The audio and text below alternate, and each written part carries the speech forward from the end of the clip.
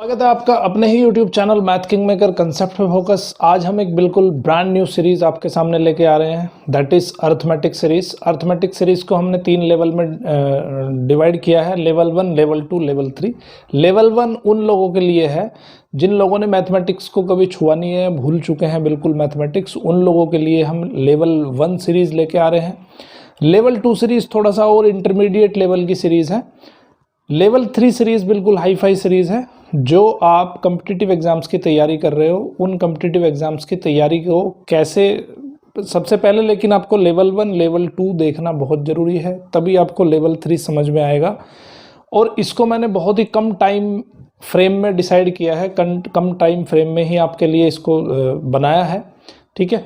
तो लेवल 1 बहुत ही ज़बरदस्त चीज़ है और अच्छे से इस लेक्चर को देखिए, लास्ट तक देखिए तो आपको पूरा का पूरा कंसेप्ट आपको समझ आएगा। और लेवल 2 पे तब जाएं जब आप लेवल 1 कंप्लीट कर चुके हैं, और लेवल 3 पे तब जाएं जब आप दोनों लेवल 1 और लेवल 2 कंप्लीट कर चुके हैं, तभी आप लेवल 3 पे जाएंगे तो आपको ज़्यादा से ज़्यादा बेनिफिट आपको होगा, ठीक है। अपने ही YouTube channel Math King Maker concept पे फोकस, आज हम बिल्कुल नई सीरीज आपके सामने लेके आ रहे हैं, दैट इज़ वैदिक मैथमेटिक्स। तो वैदिक मैथमेटिक्स का नाम सुनते ही कुछ लोग बहुत रोमांचित हो जाते हैं, क्योंकि ये फील्ड ही ऐसा है, ये टॉपिक ही अपने आप में ऐसा है, जो कि आपने जो ट्रेडिशनली जो अभी तक जितना भी मैथमेटिक्स पढ़ा है, उस मैथमेटिक्स को बहुत छोटे तरीके से, बहुत ही फास्ट वे में, बहुत ही ईजी वे में कैलकुलेशन यहाँ पे आपकी कर सकता है वैदिक मैथमेटिक्स, ठीक है। उसका मैं जस्ट एक एग्जाम्पल आपको देना चाहूँगा।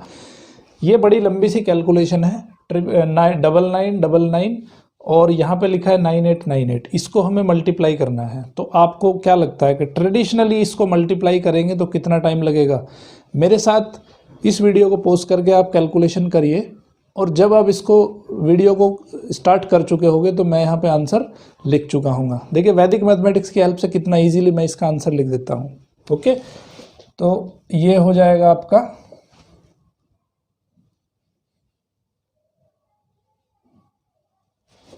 वैदिक मैथमेटिक्स की हेल्प लेते हुए मैंने ये आंसर लिख दिया फटाफट। तो यहाँ पे जो आंसर आ गया आपका 98970102, ये पावर है वैदिक मैथमेटिक्स की, कि हम देखो कितनी बड़ी कैलकुलेशन है। इस बड़ी कैलकुलेशन को भी हमने कितना इजीली, कितना एफिशिएंट वे में, बहुत अच्छे से, बहुत इजीली कैलकुलेट करके आपको दिखा दिया। तो अगर ये मैजिक आप भी सीखना चाहते हैं तो इस लेक्चर को लास्ट तक देखिए, तभी आपको ये चीज़ें समझ में आएंगी। बहुत सारे यूट्यूबर्स हैं जो आपको शॉर्ट ट्रिक सिखाते हैं, बट मैं यहाँ कोई शॉर्ट ट्रिक्स नहीं सिखाने जा रहा हूँ। मैं इसके पीछे का जो मैथमेटिक्स है, इसके पीछे का जो मैथमेटिक्स है, उसको मैं आपको आज यहाँ सिखाने वाला हूँ। वो क्या कहते हैं, यूट्यूबर्स कहते हैं कि भाई आप लास्ट में 9 है या लास्ट में 5 है तो उसको कैसे मल्टीप्लाई करें, उसको कैसे ऐड करें, वो सब चीज़ें सिखाते हैं। लेकिन मैं आपको क्या सिखाने वाला हूँ, चाहे नंबर कुछ भी हो, कोई भी नंबर हो, आप उसको ईजिली वैदिक मैथमेटिक्स की हेल्प से मल्टीप्लाई कर सकते हो, उसका स्क्वायर फाइंड कर सकते हो, उसका क्यूब फाइंड कर सकते हो, ठीक है। तो शॉर्ट ट्रिक्स नहीं, बेसिक कंसेप्ट मैं यहाँ पे आपको बताने जा रहा हूँ। तो इस टॉपिक को पूरी तरह से समझने के लिए पूरा लेक्चर देखना जरूरी है, लेक्चर को बीच में बिल्कुल भी नहीं छोड़ना है, ठीक। तो ये जो कैलकुलेशन मैंने आपको इतनी फास्ट करके दिखाई, इस कैलकुलेशन का आखिर राज क्या है? तो कैलकुलेशन का राज ये है कि ये एक वैदिक फॉर्मूला है, वैदिक मैथमेटिक्स का फॉर्मूला है, जिसका नाम है निखिलम सूत्र।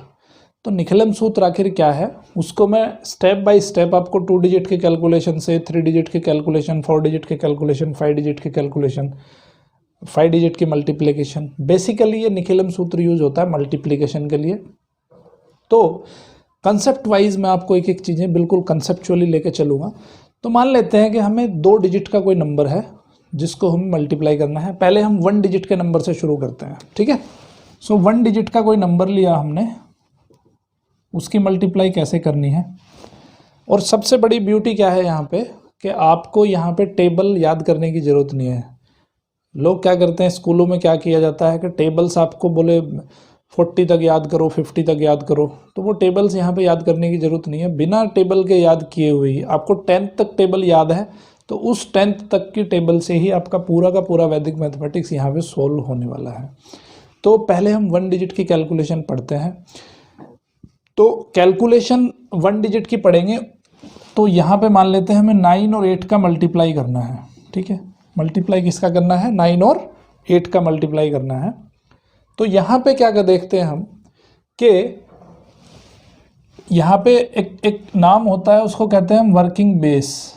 क्या कहते हैं? Working base.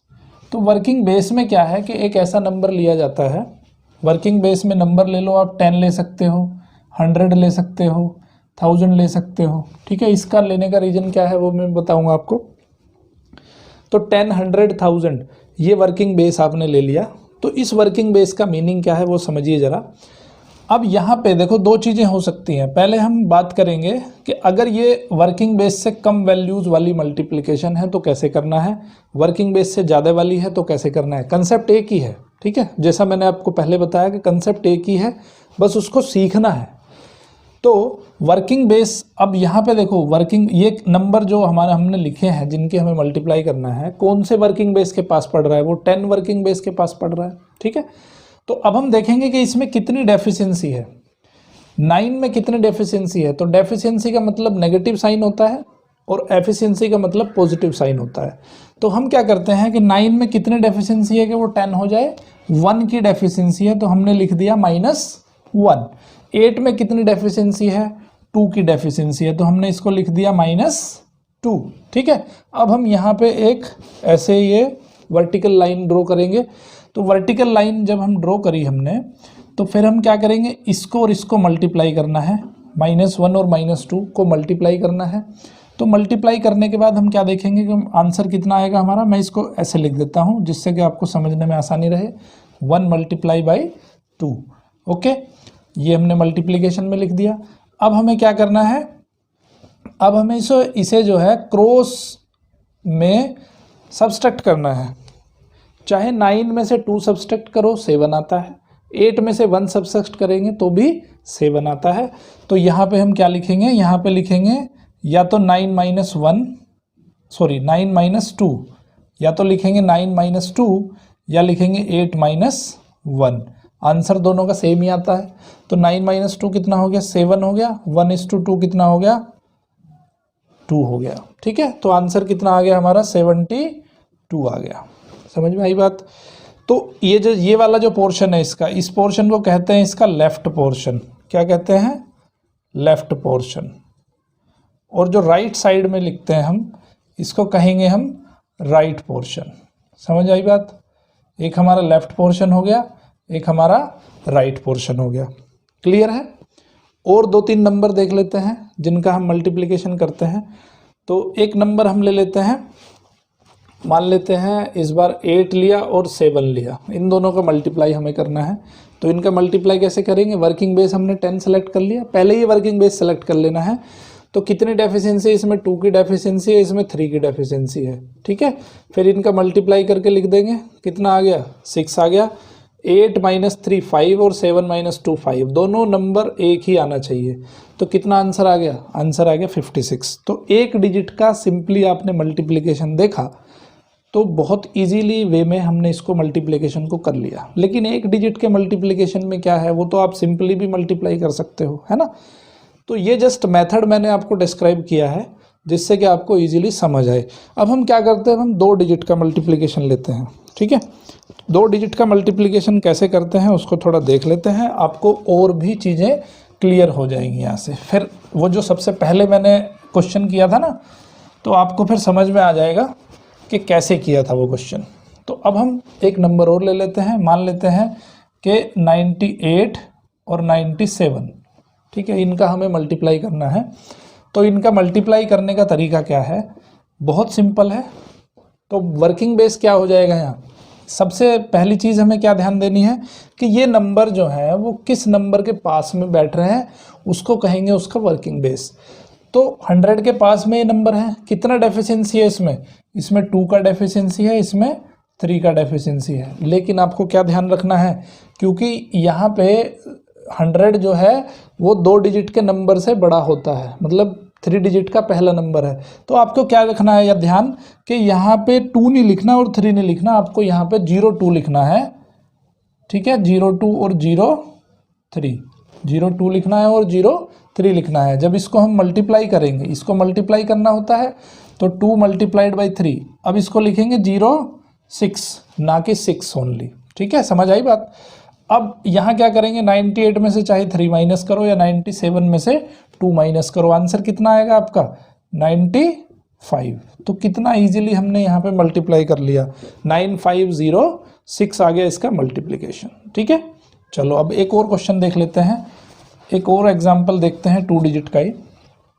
मान लेते हैं इस बार 95 और 92, 95 एंड 92, इसमें कितना डेफिशिएंसी है, इसमें डेफिशिएंसी है 5 की, इसमें डेफिशिएंसी है 8 की।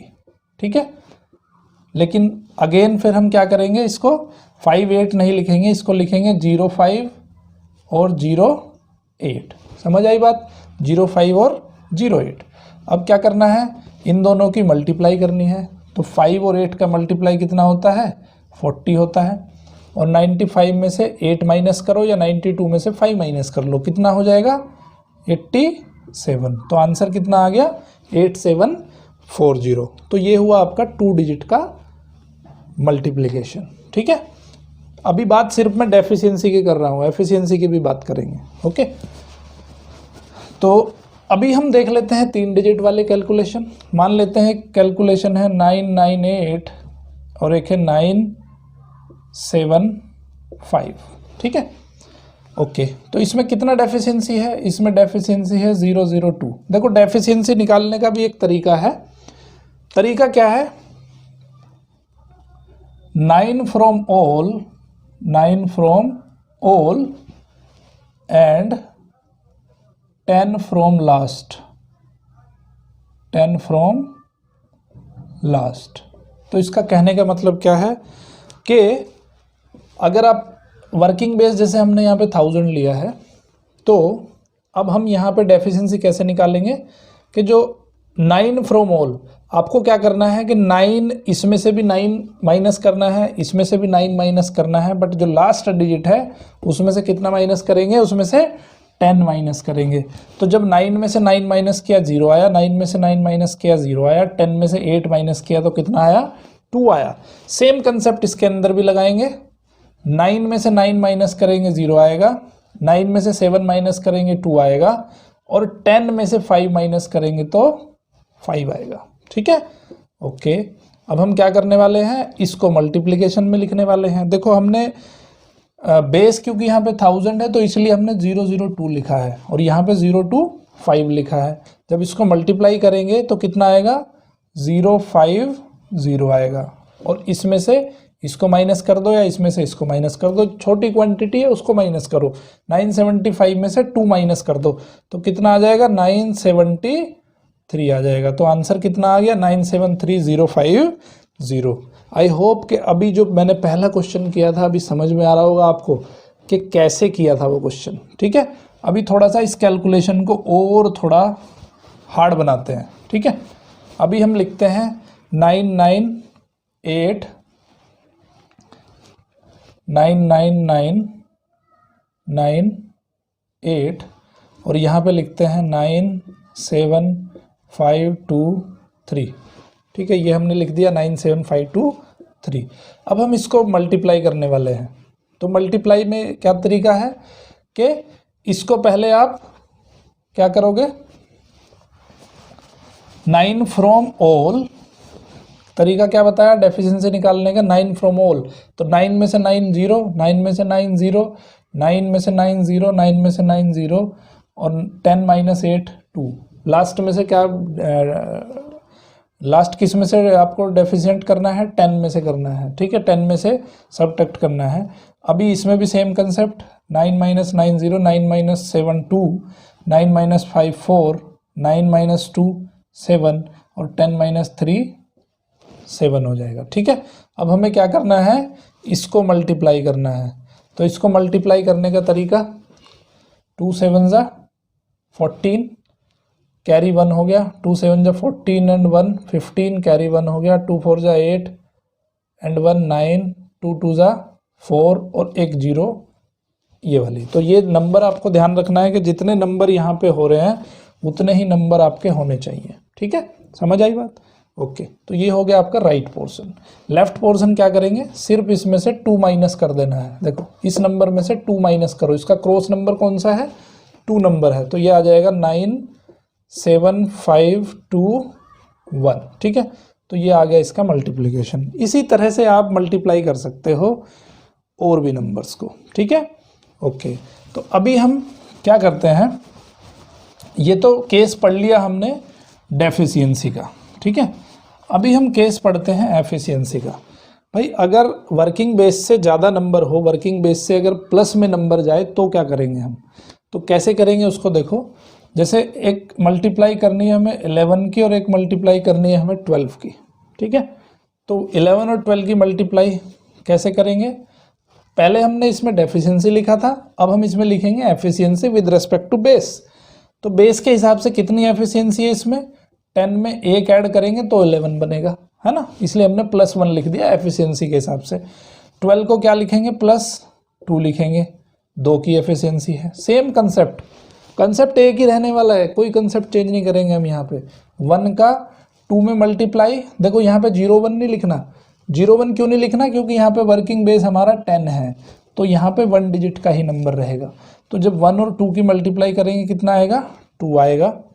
और अब देखो क्योंकि प्लस का सिंबल है यहाँ पे, तो प्लस का सिंबल है तो प्लस ही करना है, माइनस का सिंबल था तो माइनस करना था, क्रॉस एडिशन करना है। 11 + 2 13 या 12 + 1 करोगे 13 आएगा। तो आंसर कितना आ गया, 132 आ गया आंसर, ठीक है। तो ये बेस हुआ आपका कौन सा, जब बेस हमने 10 लिया था, तो ये हो गया हमारा एफिशिएंसी वाला केस। अब हम आगे बढ़ते हैं। अब हम देख लेते हैं कि कोई 3 डिजिट का नंबर, ठीक है, 3 डिजिट का कोई 2 डिजिट का नंबर ले लेते हैं कोई 3 डिजिट का नंबर ले लो जो 100 से ज़्यादा हो, क्योंकि 100 को हम अभी हमने 10 को बेस माना, अभी हम 100 को बेस मान लेते हैं। तो हम मान लेते हैं कि 105 एक नंबर है और एक नंबर है 109। कितना एफिशिएंसी है इसमें, 5 का एफिशिएंसी है, लेकिन 05 लिखोगे आप। 9 का एफिशिएंसी है तो 09 लिखोगे यहाँ पे, ठीक है। फिर यहाँ पे 5 × 9 हो गया 45, और 105 + 9 कर दो या 109 + 5 कर दो, आंसर एक ही आएगा। तो ये आ जाएगा 114। तो कितना इजीली आपने इसको मल्टीप्लाई कर लिया, ठीक है। अब हम थोड़ा सा इसको 4 डिजिट में करते हैं, ठीक है।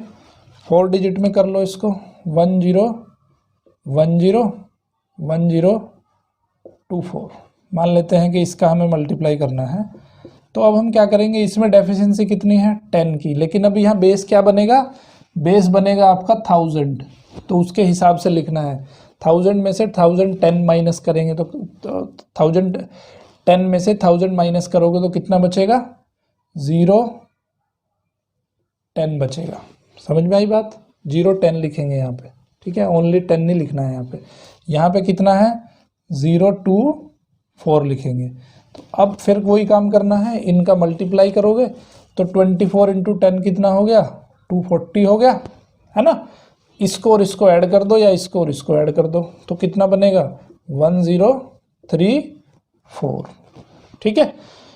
ओके, अब यहाँ पे आपके मन में एक डाउट आ रहा होगा कि सर तो बेस के पास के नंबर लिए जा रहे हैं, एफिशिएंसी भी हमने बेस के पास वाले नंबर लिए हैं और डेफिशिएंसी में भी बेस के पास वाले नंबर लिए हैं, तो अगर नंबर डिफरेंट हो जाए तो क्या होगा। तो तब हम दूसरा फॉर्मूला यूज़ करेंगे जो कि हम दूसरे लेक्चर में पढ़ेंगे। पहले मैं आपको, तो इसमें एक रेस्ट्रिक्शन आ जाती है इस फॉर्मूले में कि हम इस फॉर्मूले की हेल्प से, इस टेक्निक की हेल्प से हम उन्हीं नंबर्स को, देखो कर तो किसी को भी सकते हैं, कोई ऐसा डाउट दिक्कत नहीं है, लेकिन उसमें क्या कैलकुलेशन ज़्यादा हो जाएगी, तो कैलकुलेशन हमें बचानी है, तभी तो हम वैदिक मैथमेटिक्स पढ़ रहे हैं। तो इसमें एक रेस्ट्रिक्शन ये है इस फॉर्मूले की, इस टेक्निक के अंदर, कि इस टेक्निक से आप बेस के पास वाले नंबर्स को ही ऑपरेट कर पाओगे। बेस से दूर अगर नंबर चला जाता है या दोनों नंबर बेस से दूर, डिफरेंस ज़्यादा हो जाता है दोनों नंबर के बीच, तो वहाँ पे इसको मल्टीप्लाई करना इतना इजी काम नहीं रहेगा। तो वो हम पढ़ेंगे दूसरे वाला जो हमारा टेक्निक है, दूसरी टेक्निक के अंदर उसको हम वहाँ पे स्टडी करेंगे। तो कोई डाउट नहीं रखना है कि सर तो बेस के पास वाले ही कर रहे हैं, बेस के दूर वाले अगर नंबर होंगे तो उनको कैसे मल्टीप्लाई करेंगे, वो भी मैं आपको बहुत ईजी वे में उसको भी सिखाने वाला हूँ, ठीक है। तो ये हुई इसकी जनरल टेक्निक, चाहे आपका कोई भी नंबर हो आप इजीली उसको कर सकते हो। ठीक है, जैसे मान लेते हैं एक नंबर है हमारे पास 18 और एक नंबर है हमारे पास 15, तो कौन से बेस के पास है। अब यहाँ पे देखो वर्किंग बेस क्या लेंगे हम, इसका वर्किंग बेस लेंगे हम इसका 10, तो 10 वर्किंग बेस लेंगे तो कितनी एफिशिएंसी है, 8 एफिशिएंसी है। यहाँ पे कितनी एफिशिएंसी है, 5 की एफिशिएंसी है। ठीक है, अब देखो जब दोनों को इसको मल्टीप्लाई करेंगे हम तो 8 5 जा कितना होता है, 40 होता है। तो 40 में क्या करना पड़ेगा, हमें 4 कैरी लेना पड़ेगा और 0 यहाँ लिखना पड़ेगा। ऐसा क्यों किया, क्योंकि यहाँ पे आप सिंगल डिजिट ही लिख सकते हो, यहाँ पे 2 डिजिट नहीं लिख सकते हो। ठीक है, समझ में आई ना बात, क्योंकि वर्किंग बेस 10 है तो जो वर्किंग बेस हम लेते हैं उससे 1 डिजिट कम यहाँ पे लिख सकते हैं, वर्किंग बेस के बराबर डिजिट यहाँ पे नहीं लिखना है, तो 4 यहाँ पे कैरी हो जाएगा। ठीक है, अब वही कंसेप्ट 18 + 5 करो या 15 + 8 करो, 23 लिखेंगे तो 23 यहाँ पे हो जाएगा। अब ये जो कैरी आया है 4 कैरी इसमें ऐड हो जाएगा, तो 23 + 4 कितना हो जाएगा, 27। तो आंसर कितना आ गया, 270। ठीक है, लग रही है कैलकुलेशन बहुत आसान। ओके, बहुत इजीली हम इसको कैलकुलेट कर सकते हैं, कोई इसमें दिक्कत वाली बात नहीं है। मान लेते हैं अब एक और वर्किंग बेस 100 वाली कैलकुलेशन एक ले लेते हैं। मान लेते हैं एक नंबर है आपके पास 118, एक नंबर है आपके पास 111।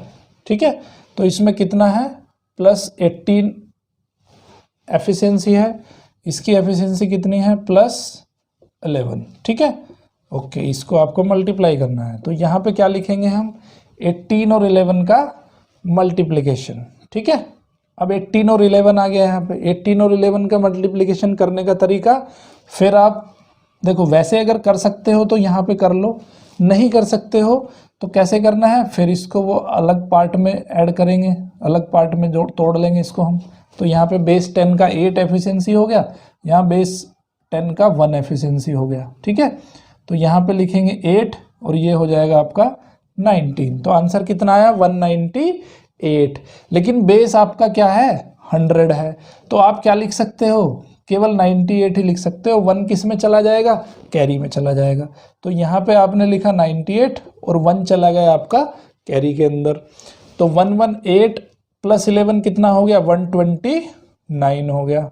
ठीक है, अब 1 कैरी भी है आपके पास, तो 1 कैरी है तो यहाँ पे 129 की जगह कितना हो जाएगा, 130 हो जाएगा और ये 98, तो ये आ गया आपका आंसर। आंसर कितना आया, 13098। ठीक है, समझ आई बात। तो इसको हम क्या है, स्टेप बाय स्टेप भी तोड़ के हम कैलकुलेशन कर सकते हैं। तो कैलकुलेशन हमारी कन्वेंशनल जो कैलकुलेशन है उस कैलकुलेशन से बहुत इजीली हम कैलकुलेट कर सकते हैं। हो सकता है कि ये स्टार्टिंग में आपको थोड़ा डिफिकल्ट लगे, लेकिन जैसे जैसे प्रैक्टिस करोगे, देखो कन्वेंशनल मेथड हम कब से पढ़ते आ रहे हैं, क्लास 2nd या 3rd से हम मल्टीप्लिकेशन शुरू कर देते हैं। तो आपने कितने साल तक मल्टीप्लिकेशन किया उस मेथड से, जब तक आपने पूरी पढ़ाई करी तब तक उसी मेथड से मल्टीप्लिकेशन करते रहे, तो इसीलिए आपको लगता है कि वो मल्टीप्लिकेशन हम बहुत इजीली कर पाएंगे, क्योंकि ये एक नया तरीका है, नया मेथड है, मैं आपको आज सिखा रहा हूँ। तो इसमें पारंगत होने का तरीका क्या है कि जब आप इसको बार बार इसको अप्लाई करोगे, कहीं भी मल्टीप्लिकेशन करो इसी मेथड से करोगे, तो आप इसमें जो है बहुत सक्षम हो जाओगे और ये सब लिखने की भी जरूरत नहीं पड़ेगी, आप बिना लिखे ही कैलकुलेशन करके बता दोगे। ठीक है, सिर्फ आप ये 118 × 111 देखोगे, कैलकुलेट करके बता दोगे कि इसका आंसर ये आ गया। ठीक है, तो वहाँ पे पेपर वर्क भी आपका बचाया जा सकता है। ओके, तो ये हो गया आपका ये कंसेप्ट के 1 डिजिट, 2 डिजिट, 3 डिजिट, 4 डिजिट, सब में यही कंसेप्ट आपका फॉलो करना है। ओके, अब हम एक और भी देख लेते हैं एक तरीका, जब आप बेस चेंज करते हो। ठीक है, तो बेस चेंज करते हैं तो वो कैसे करेंगे, अब हम देखते हैं उस टेक्निक को। अभी तक हमने बेस पढ़ा, 10 पढ़ा, 100 पढ़ा, 1000 बेस पढ़ा। अभी हम बेस पढ़ने वाले हैं 20। मान लेते हैं कि 20 बेस बना रहे हैं हम, क्योंकि अगर नंबर 20 के पास होगा तो बेस 20 लेंगे हम ऑब्वियसली। तो कैसे इसको अप्लाई करते हैं वो सीख लो। देखो 10 को जब 2 में मल्टीप्लाई करते हैं कितना आता है, 20 आता है। तो अगर हमारे पास मान लो नंबर है 18 और 17, तो हम क्या करते हैं, हम इसको बेस 20 के हिसाब से लेते हैं। तो बेस 20 अगर हमने लिया तो कितनी डेफिशिएंसी आई इसके अंदर, 2 डेफिशिएंसी आई। इसके अंदर कितनी डेफिशिएंसी है, 3 डेफिशिएंसी है ना, 2 डेफिशिएंसी आ गई और 3 डेफिशिएंसी आ गई। तो अब हम इसको सिंपली कैलकुलेट करेंगे, 2 3 जा 6 हो गया, और 18 माइनस 3 कर लो या 17 माइनस 2 कर लो, कितना आंसर आ जाएगा, 5 आंसर आ जाएगा। ओके, अब ये कैलकुलेशन यहीं पे पूरी नहीं होती आपकी, 156 नहीं आएगा इसका आंसर, इसका आंसर डिफरेंट आएगा। तो डिफरेंट क्यों आएगा, क्योंकि आपने बेस क्या माना हुआ है, 20 माना हुआ है, और ये आंसर किसके हिसाब से आया, ये आंसर 10 बेस के हिसाब से आया है। तो आपको क्या करना पड़ेगा, यहाँ पे 2 का मल्टीप्लाई करना पड़ेगा 15 में। मल्टीप्लाई सिर्फ लेफ्ट पोर्शन में करते हैं, राइट पोर्शन में नहीं करना है। 15 इंटू 2 कितना हुआ, 30 हुआ, और यहाँ पे आ जाएगा आपका 6। तो आंसर कितना आ गया आपका, 306 आंसर आ गया। कंसेप्ट आया समझ में। ओके, अब एफिशिएंसी वाले क्वेश्चन करके देखते हैं। ठीक है, तो मान लेते हैं कि एक नंबर है 23 और एक नंबर है 22, दोनों को मल्टीप्लाई करना है।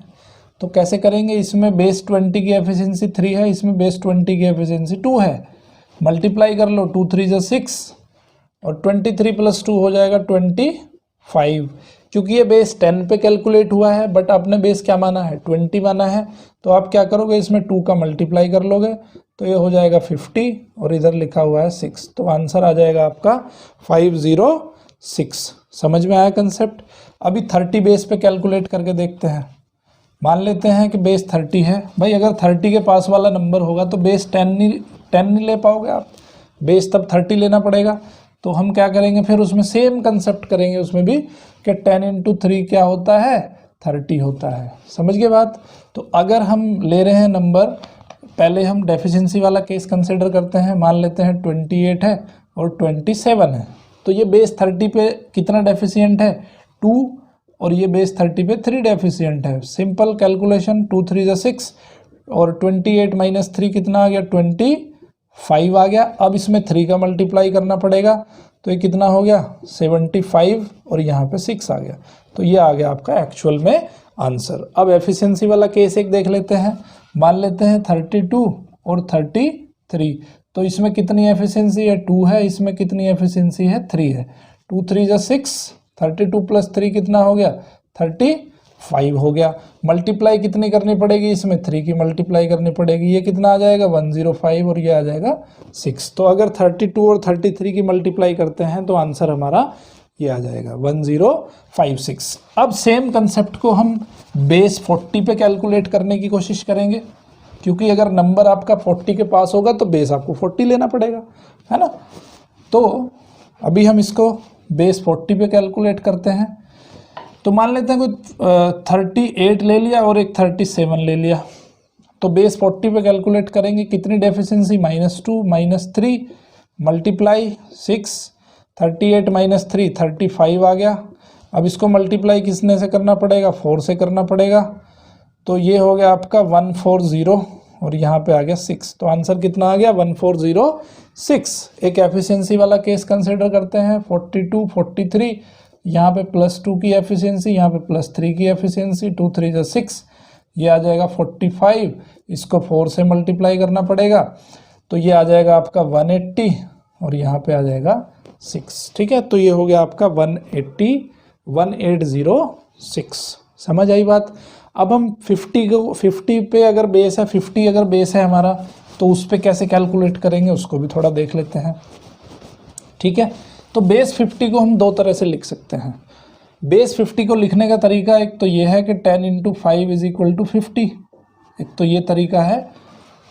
दूसरा तरीका क्या है कि 100/2 इज इक्वल टू 50, हम इसको ऐसे भी लिख सकते हैं। ठीक है, तो देखते हैं, दोनों तरीकों से मैं आपको करके दिखाऊंगा, जो आपको आसान लगता है उस तरीके से जा सकते हो आप। तो पहले हम कैलकुलेट करते हैं 48 और 47 का मल्टीप्लिकेशन।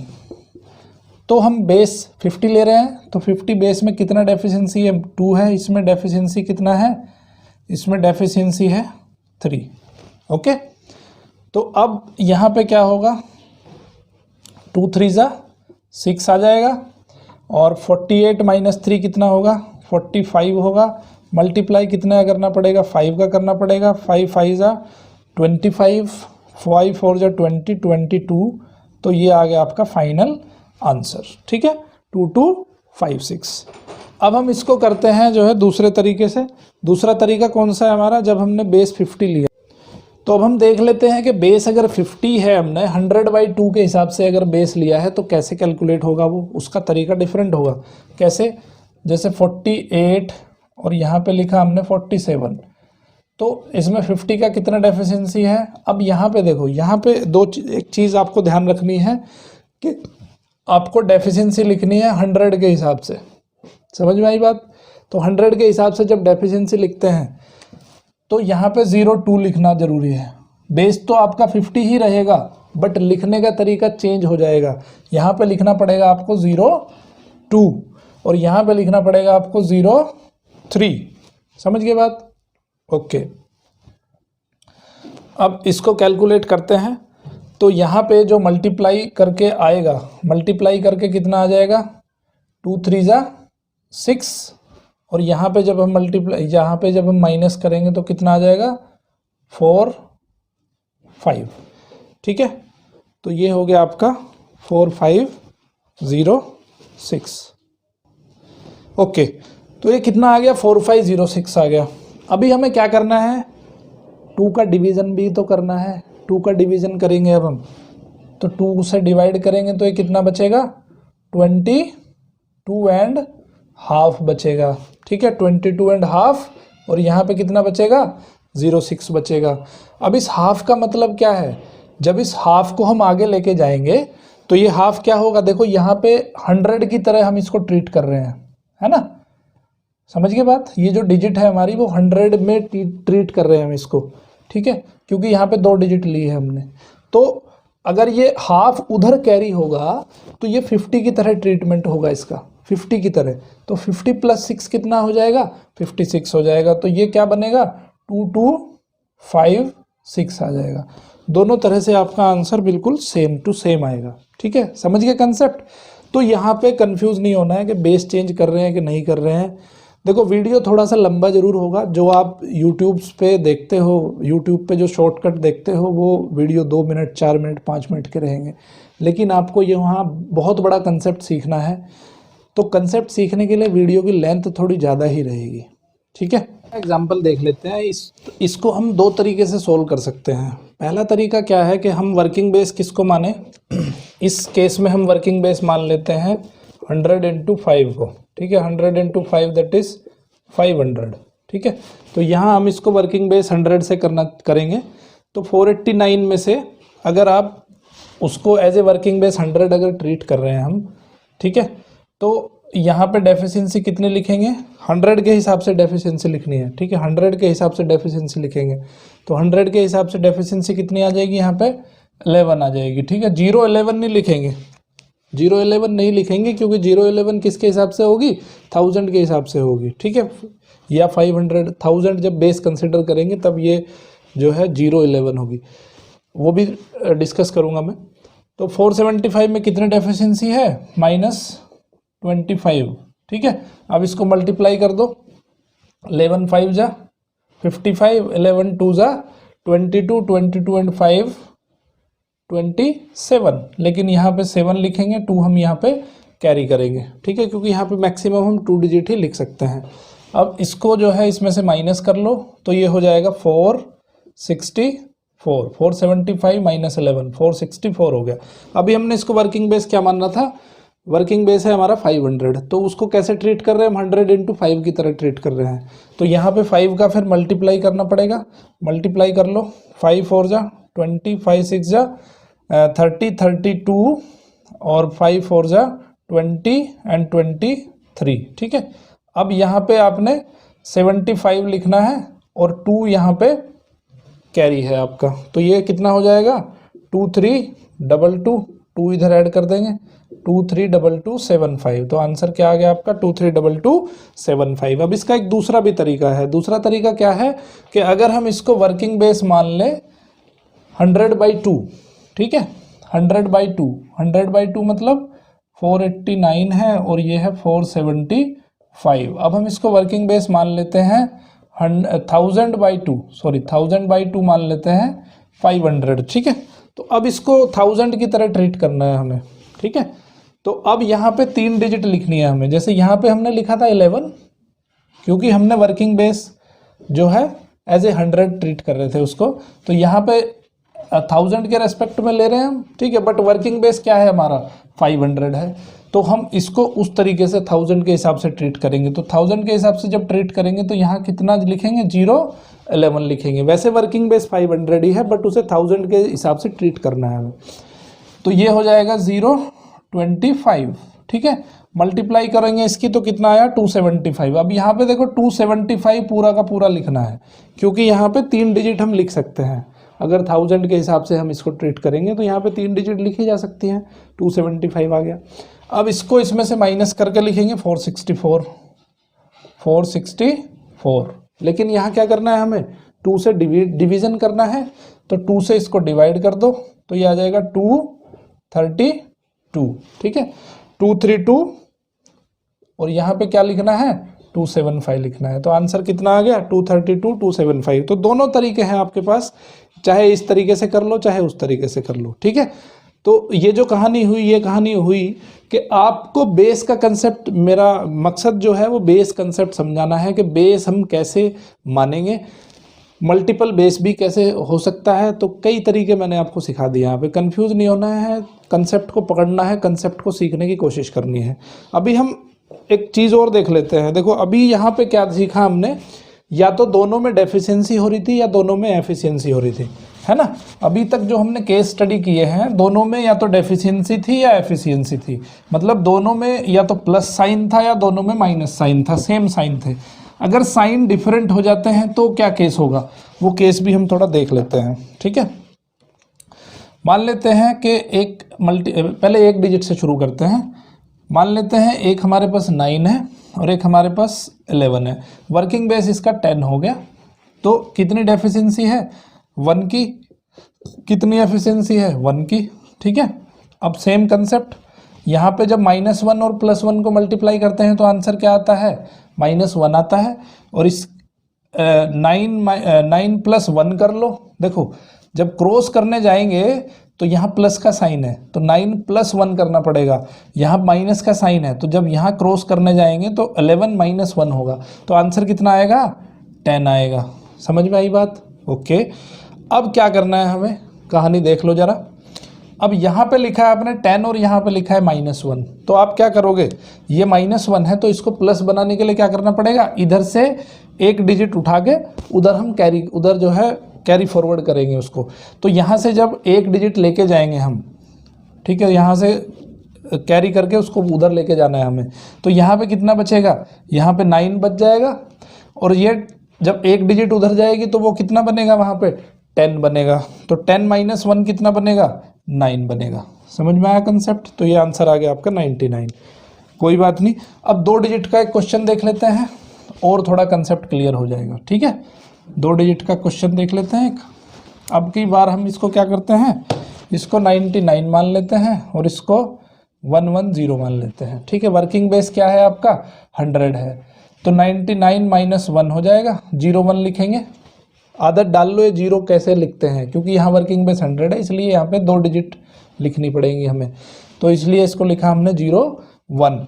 इसको कितना लिखेंगे +10 लिखेंगे इसको। समझ में आई बात? ओके। मल्टीप्लाई करेंगे तो 1 की और 10 की मल्टीप्लाई कितनी आएगी -10 आएगी।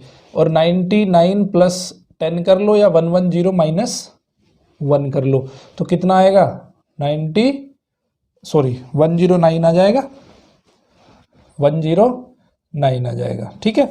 अभी आपको क्या करना है, अभी आपको करना है कि यहाँ से एक उठा के वहाँ पे लेके जाना है। तो जब देखो अभी वर्किंग बेस जब हमारा 10 था तो जब हम इसको उधर उठा के लेके गए थे एक डिजिट को तो कितना हुआ था 10 हुआ था। अभी हम इसको उधर लेके जाएंगे तो वो कितना हो जाएगा, वो 100 हो जाएगा। तो ये चीज़ ध्यान रखनी है कि वर्किंग बेस के हिसाब से वैल्यू चेंज होती है। तो यहाँ पे हो जाएगा 108 और इसको कितना लिखेंगे हम, इसको लिखेंगे 100 - 10। तो 100 - 10 कितना होता है 90 होता है। तो आंसर कितना आ गया 10890, ठीक है। अभी एक 3 डिजिट का क्वेश्चन देख लेते हैं। चाहे बेस आपका कुछ भी हो, कंसेप्ट बिल्कुल सेम टू सेम यही रहने वाला है, ठीक है। तो एक 3 डिजिट का क्वेश्चन देख लेते हैं। मान लेते हैं एक 997 और एक हो जाता है मान लेते हैं 1025, ठीक है। तो यहाँ पे वर्किंग बेस क्या हो जाएगा हमारा 1000 हो जाएगा। तो यहाँ पे डेफिशिएंसी कितनी 003, कंसेप्ट समझ लो, 2 0 लिखनी जरूरी है। यहाँ पे क्या आएगा 025। अब यहाँ पे क्या लिख सकते हो आप, जब वर्किंग बेस आपका 1000 है तो यहाँ पे 3 डिजिट ही लिख सकते हो मैक्सिमम, तो मल्टीप्लाई कर लो। सॉरी ये प्लस लिखना पड़ेगा यहाँ पे, क्योंकि यहाँ पे सरप्लस है 25,000 से, तो इसलिए हमने यहाँ पे +25 लिखा है। अब जब इसको माइनस करोगे, सॉरी जब इसको मल्टीप्लाई करोगे तो 25 × 3 कितना होता है 75, तो हम इसको क्या लिखेंगे 75, 075 और माइनस का साइन लगा देंगे, ठीक है। अब वही कंसेप्ट आप अपना 1025 से माइनस कर दो 003 को क्रॉस, तो ये बचेगा 1022, ठीक है 1022। अब यहाँ इसको माइनस को ख़त्म करना है तो एक कैरी उधर लेके जाएंगे, जब कैरी उधर लेके जाएंगे तो कितने में से माइनस होगा 1000 में से माइनस होगा ये, ठीक है। जो वर्किंग बेस होगा उसमें से माइनस करना पड़ेगा हमें, तो ये हो जाएगा हमारा 1021। इसको जब 1000 से माइनस करेंगे तो कितना आएगा 925 आएगा। तो आंसर क्या आ गया आपका 1021925। तो ये कंसेप्ट है, चाहे वो प्लस का, चाहे आपका डेफिशिएंसी बचे, चाहे आपकी एफिशिएंसी बचे। मैंने आपको बेस चेंज करना भी सिखा दिया कि बेस अगर हमें 20 लेना है, जो 10 और 100 और 200 1000 इन सब का मल्टीपल अगर बेस लेना है हमें, तो उसको कैसे करते हैं वो भी तरीका मैंने आपको यहाँ पे सिखा दिया है, ठीक है। नाम है ऊर्ध्व तिर्यक सूत्र। ऊर्ध्व तिर्यक सूत्र क्या कहता है, मान लो आपको मल्टीप्लाई करना है 12 का और 13 का, तो इसका मल्टीप्लाई करने का तरीका क्या है, बहुत सिंपल सा तरीका है। वैदिक मैथमेटिक्स की हेल्प लेते हुए इन दोनों को मल्टीप्लाई कर दो, मल्टीप्लाई किया 1 आया, ठीक है। अब ये हुआ इसका फर्स्ट पोर्शन। सेकंड पोर्शन में क्या करना है, हमें क्रॉस मल्टीप्लाई करना है। 1 का 3 में मल्टीप्लाई करेंगे और 1 का 2 में मल्टीप्लाई करेंगे, तो कितना हो जाएगा मल्टीप्लाई 2 + 3, दोनों को ऐड भी करना है, ठीक है। मल्टीप्लाई करके ऐड कर देना है। लास्ट वाले डिजिट इसके मल्टीप्लिकेशन से आएगी, 2 3 जा 6, तो कितना आंसर आ गया 156, ठीक है। तो यहाँ पे कोई लिमिटेशन नहीं है, जैसा कि निखिलन सूत्र में लिमिटेशन थी कि बेस के आसपास ही नंबर होगा तो उसकी मल्टीप्लाई हम इजीली कर पाएंगे। यहाँ पे ऐसा कोई लिमिटेशन नहीं है, किसी भी नंबर को किसी भी नंबर से मल्टीप्लाई करना हो, बिल्कुल सिंपल सा तरीका है, ठीक है। ओके, अब थोड़ा सा एक दूसरा नंबर हम देख लेते हैं। ये हुआ 2 डिजिट का नंबर। अभी अगर 3 डिजिट का नंबर आप ले रहे हो, ठीक है, मान लेते हैं 123 लिया आपने और एक नंबर लिया आपने 156, 2 नंबर ले लिया आपने, एक 1 डिजिट का और एक 2 डिजिट का। तो सबसे पहले क्या करेंगे हम, इसको पहले डिजिट को मल्टीप्लाई करो, तो 1 का मल्टीप्लिकेशन 1 में 1 लिख दिया। अब जो नेक्स्ट डिजिट आएगी वो 2 डिजिट से मिलके बनेगी। पहली डिजिट से मिलके बनी है, दूसरी डिजिट 2 डिजिट से मिलके बनेगी, मतलब 2 मेंबर लेने हैं आपको, उनकी क्रॉस मल्टीप्लाई करनी है। तो 1 का 5 में मल्टीप्लाई और 2 का 1 में मल्टीप्लाई, जैसा कि हमने पहले किया था। तो 5 का 1 में मल्टीप्लाई 5 और 2 का 1 में मल्टीप्लाई 2 आ गया, तो इसको लिखेंगे हम यहाँ पे 7। समझ में आई बात, दोनों को ऐड कर दिया। अभी हमें क्या करना है, देखो अभी जो थर्ड डिजिट बनेगी, थर्ड डिजिट कौन सी बनेगी, उसमें आपको 3 लेने होंगे, 3 डिजिट लेनी होगी, ठीक है। तो 3 डिजिट कैसे लेनी है, देखो बहुत सिंपल सा तरीका बताता हूँ आपको। इसमें इधर से जाना है और इसमें इधर को आना है, ठीक है। क्रॉस कैसे करना है वो सीख लो, चाहे 3 डिजिट हो, चाहे 10 डिजिट हो, चाहे 50 डिजिट हो, करने का तरीका बिल्कुल सेम टू सेम रहने वाला है। तो पहली डिजिट को आखिरी डिजिट से मल्टीप्लाई करेंगे, तो पहली डिजिट को आखिरी डिजिट से मल्टीप्लाई करोगे तो आंसर कितना आएगा 6 आएगा, फिर उसको प्लस करना है। अब देखो इस ऊपर वाली रो में आप राइट साइड में चले हो, नीचे वाली रो में लेफ्ट साइड में चले हो, तो 1 यहाँ फर्स्ट था, यहाँ पे लास्ट का क्या है 6 है, ठीक है। अब क्या करना है आपको कि इसका सेकंड डिजिट लेफ्ट से सेकंड और वहाँ राइट से सेकंड, तो लेफ्ट से सेकंड 2 है, राइट से सेकंड 5 है, तो 2 5 जा 10 हो गया, ठीक है। अब थर्ड डिजिट कौन सी होगी, लेफ्ट से थर्ड और यहाँ पे राइट से थर्ड, तो लेफ्ट से थर्ड कौन सी है 3 है और राइट से थर्ड कौन सी है 1 है, तो ऐड किया तो कितना आया 3 आया। समझ गए बात। अब देखो पहले हमने 2 डिजिट को ऐड किया, फिर हमने 3 डिजिट को ऐड किया। अब इसको जब मैक्सिमम तक हम जाएंगे तो उसके बाद में फिर ये घटना शुरू हो जाएगा। घटना शुरू हो जाएगा मतलब अभी 3 डिजिट को ऐड किया था, अभी फिर 2 डिजिट को ऐड करना पड़ेगा हमें। तो अब हमें क्या करना पड़ेगा, अब हमें 2 डिजिट का ओनली 2 डिजिट का मल्टीप्लाई करना है, क्रॉस मल्टीप्लिकेशन। तो अभी 2 डिजिट जो हम लेंगे वो पहली डिजिट छोड़ देंगे क्योंकि ये हम ले चुके हैं। अब हम अगले वाली 2 डिजिट, लास्ट की 2 डिजिट लेंगे। तो 2 6 जा 12 एंड 5 3 जा 15। 12 प्लस 15 कितना हो गया, 27 हो गया। ठीक है, तो मैं इसको लिख देता हूँ 12 प्लस 15। ठीक है, और अब क्या लेना है, अब 1 डिजिट बचेगी क्योंकि 2 डिजिट ले चुके हैं हम। देखो पहले हमने 1 डिजिट ली, फिर 2 डिजिट ली, फिर 3 डिजिट ली, उसके बाद फिर 2 डिजिट लेंगे, उसके बाद फिर 1 डिजिट लेंगे। तो 3 6 जा 18 और 1 हो जाएगा यहाँ पे कैरी। ठीक है, अब इसको करेंगे हम 1 7 और ये हो जाएगा 3 प्लस 6 9, 9 प्लस 10 19।